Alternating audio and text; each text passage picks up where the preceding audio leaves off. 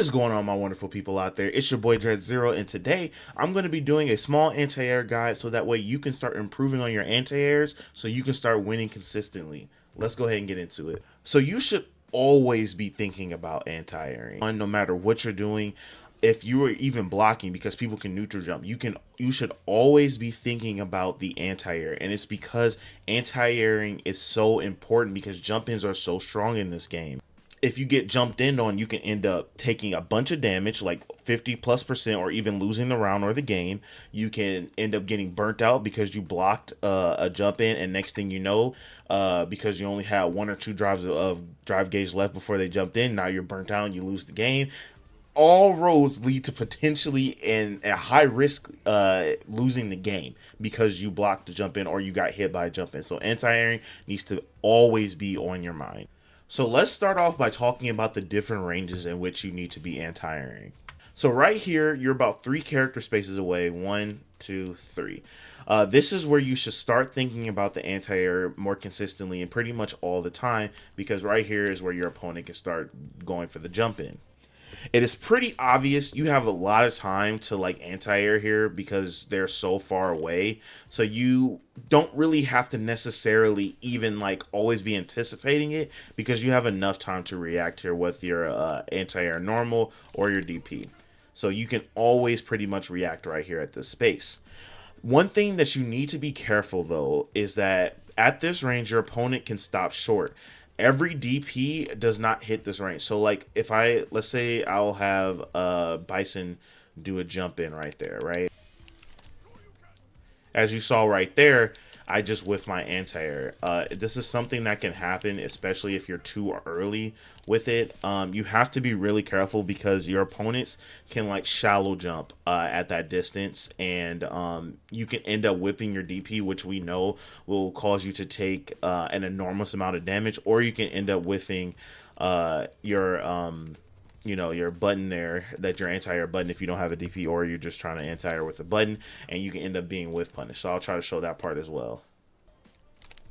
See, so right there, if the Bison is good and he landed, I would have gotten whiff punished. So you have to be really careful about there. My recommendation for this is to keep doing it. Okay, I know how crazy that sounds, but if you are practicing your anti-airs and practicing your anti-air buttons, even if they shallow jump you for a minute, eventually you'll start to catch on at the ranges and the spaces that each character can shallow jump you, and you'll start to learn when you should be pressing the DP and the anti-air. So I say continue doing it, especially if you're a beginner, because eventually you're going to recognize when to start jumping it. I promise. Like it's not something that will never click. You just have to keep doing it. You have to always go for it. The important thing is that you're trying to anti-air, and that is helping you grow as a player. The next distance that you need to be aware of when anti-airing is about right here. So you're about like I would say about 1.5 character spaces away. So 1 and then like a half. So right here, this is where you need to be locked in. You need to always be thinking about the anti-air right here because this is a jump scare anti-air. So I'll have Bison jump at me. Right here is a jump scare anti-air because they're so close. They won't ever cross you up right here. You'll never have to worry about cross-ups, but you have to be worried about the jump in right there because they're always ready for that. You have to always be ready. Like you have to always be looking for it because it's such a jump scare. So he does it, and like whether you have a DP or not, it doesn't matter. You can anti-air button there, but you just need to always be ready for the jump in right here because people tend to like to jump right here, especially if you have a fireball. Don't throw fireballs right here, by the way. This is separate outside of the guy, but do not throw a fireball right here because I promise you you're like going to get jumped in on. So right here you need to always be aware for the anti-air. And so what I like to do is whether or not I have a DP or not, that doesn't really matter. If they're this close and let's say that I've been looking out for some other stuff like them like drive rush jab or like doing like how Ryu would do like forward heavy kick or something like that, like anything, I'm looking for anything, even though I have the jump in the back of my head, is getting pushed further back because of other things that I'm dealing with, because we all know that Street Fighter 6 is mentally the mental stack is kind of crazy. something you always should be ready to do is just button anti-air, no matter what you're looking for, because this you can easily stop somebody with that at this range. And people that play characters that do not have a DP or like a special move that has anti-air properties typically go for this. Like Bison will do like crouch heavy punch, like I'm doing right now with Ryu. So I suggest that if you're a beginner, especially, always be going for your anti-air normal, whatever that looks like for you. You got to go into training mode. But for Ryu, it would be like crouch heavy punch. I never recommend back heavy punch because it's kind of wonky. But if Ryu crouch heavy punch, Bison crouch heavy punch, even Jamie has a crouch heavy punch that you can do. Always do your anti-air normal right here. Or another thing that I don't like to do it, but it can help. It's just that when you do this, sometimes when you land back on the ground, you have like some. You're not as at plus or whatever, so you can always like jump back jab as well. But I typically will stick with my like anti-air normal. See, you see, like I'm ready. Like there's nothing to think about. Like yes, I could DP here, obviously, and I cross cut there because I'm so used to. That's the next thing we're gonna talk about. But yeah, I'm just like always ready, like right here with my like anti-air normal, because people just always are like trying to jump right there.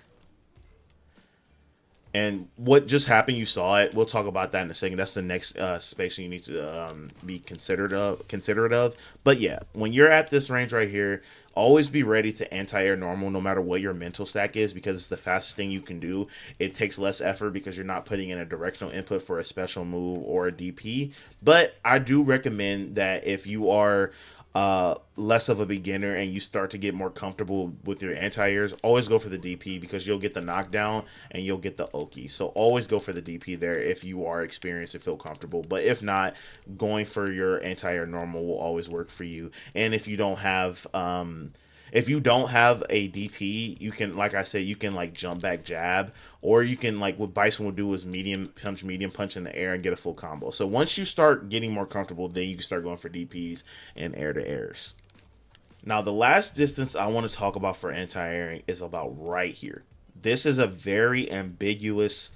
This is a very this I would consider this a very ambiguous spacing. However, right here, your opponent will likely always cross you up. So like right here, you see how like right there I didn't cross them up, but like once I got like right here, I crossed them up. Right here, you will always cross up your opponent pretty much. You never really have to worry about that. And so this is the next layer. This is the next layer of distance that you need to be worried about. Right here, your entire button can whiff, and they can just jump over you and still cross you up. Your regular DP will whiff. I'll have like Bison jump right here, and so you can see it. See, like that will whiff. Um, my DP will whiff here. In fact, I'm like not even really having time to do it. Yeah, so don't like try to DP, and like don't try to like do your anti-air button here, because you will get crossed up and it will hit. Right here, what you want to do is if you have a DP, you want to cross cut. And how you cross cut is typically what you want to do is walk forward a little bit and do a half circle and end in the down forward. So like this. I don't know if you see the inputs. So walk forward, do a half circle back, and then end in the DP. So I'll try to show that real quick. I'm not the greatest at cross cuts, but I will try to show it. So like that. You always want to like walk forward a little bit and do the half circle and then end in four input. Like that. So if you have a DP, you always want to try to cross cut. You never really have to, if you're at this range right here, don't worry about doing a normal DP, because if they jump at you, they will cross you up. So you can always be hyper focused on the cross cut right here. So again, what you want to do is slightly walk forward, do a half circle back, and end and down forward, and then press your punch button. And I'll show that one last time, like that. So always do that. And then if you are a person that does not have a DP at this range, what you want to do is then you want to do jump back jab, or try to air when you don't have a DP. So always try to air or always try to like jump back jab when they're at that range, because that will stop them from like doing it, and so you will return to neutral once you jump that jab. So this is only for people that do not this is only for people that play characters that do not have a anti-air has a special move with anti-air properties or have a DP. So if you have a DP, always go for the crosscut. Again, walk slightly forward, do half circle back and down back in your crosscut. Never go for your anti-air normal right here because it will whiff, and never do normal DP right here because it will whiff if they are jumping from this range. But so at this range right here, again, always be hyper focused on stopping the cross up, because if they jump towards you, they will cross you up. And the last thing that I want to talk about is anti-airing in the corner, okay? Always be ready to anti-air in the corner because people are very uncomfortable in the corner. We know the corner is very dangerous, Street Fighter 6, especially with Drive Impact. You'll get wall splattered or stunned if you are in burnout, and people will always be jumping. Something that lower level players will do was they'll always neutral jump. First of all, again, side note outside of the guide, do not neutral jump in the corner. If you're going to jump out, because it'll require them to cross cut, and not everybody got those. So if you have to do it, jump out of the corner. But if you don't have it, just never neutral jump. But anyway, your opponent is either going to neutral jump if they're at a lower level or don't really understand what's going on, but more than likely they're going to jump out, empty jump out. And so how you deal with this is that, let's say you're doing a throw loop, for example. The best way to do it is to run drill. So I'll show you my drill. So I've recorded Bison to, on the first slot, neutral jump. So that way, after I like do my throw loop or like I try to meet him, I will be able to regular DP, and then I will be able to cross cut when he jumps out. You have to cross cut here, and so I'll have him start now. So you just have to like run drills. You have to run drills. It's like hard. Like I said, I'm not even that great at it, but you have to run drills. But that's the drill. So again, you'll set the first slot for the dummy to neutral jump, and then you'll set the next slot for the dummy to jump forward. And this will help you with like throw loops. So like when you throw looping them and then they neutral jump, you're ready to DP, or if they jump out of the corner, you're ready to anti-air. You're ready to cross cut. If you do not have a DP in the situation, if they jump out of the corner, again, jump back. Or the next best thing to do is, if you are expecting them to jump out, especially if they've shown that to you, slightly space yourself like back so that way you can normal anti-air, or you can just do your anti-air normal, okay? So these are like I said, it's a small guide. It's just something I've been thinking about, and I wanted to help people out that are having some trouble anti-airing. I definitely still have some trouble anti-airing. It's kind of difficult, especially with all the other mental stack, but I hope this was helpful for all of you. Thank you for watching the video, and let's go ahead and get to 300 subscribers. We're almost there, guys. You're helping build the community, and I really appreciate all of you. Love you guys, and with that being said, your boy be out. Peace.